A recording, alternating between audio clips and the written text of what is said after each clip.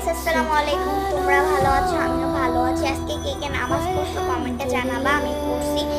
তো আজকে আমি ফার্স্ট টমটুকু কমেন্ট পাইছি। তো চলো দেখি কি লিখছে। আমি অনেক এক্সাইটেড।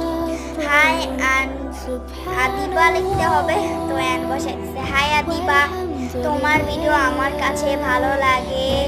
তুমি অনেক কিউট, মাশাআল্লাহ। আমি তোমার বিগ ফ্যান। মানে কমেন্টটা দেখছি, তার জন্য বলে লেখা নাই বিগ ফ্যান। তুমি কেমন আছো রিপ্লাই দাও।